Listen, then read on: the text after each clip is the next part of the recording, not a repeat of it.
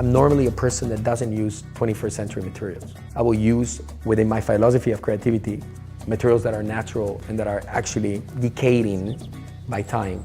When I confronted myself with Caesarstone the first time, I was not truly believing I could do something special with it. I thought it would not give me the flavor I wanted. But now that I've used it, I've understood that it's actually the opposite.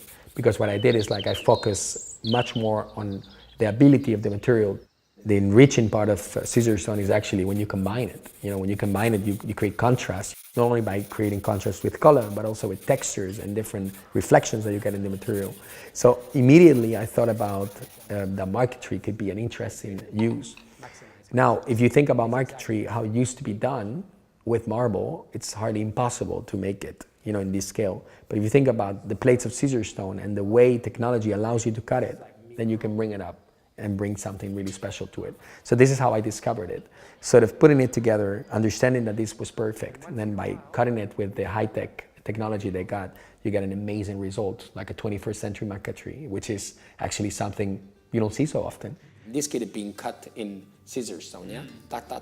One material, another material. So for me now, I look at the material in a completely different way. I think Caesarstone is much more luxurious than we think. So today I'm kind of changing my philosophy.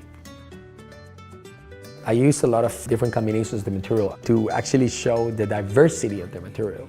For me, it was this idea of creating something that is more spectacular, bringing up characters, bringing up, like a sort of a theatrical scene to it. So I sort of looked at folklore in a random way, trying to get influences to get those to be used on the patterns and graphical elements that I used on the Caesarstone installation. As a visitor, you enter this palace, which is completely amazing, in terms of size and grandeur. It used to belong to Napoleon. And when you enter the installation, you're seeing a complete new world that you haven't seen before, and it just shocks you around. And you sort of get a lot of energy from it, because it's made and built from energy. You'll see graphics you've never seen. You've seen the material performing completely different.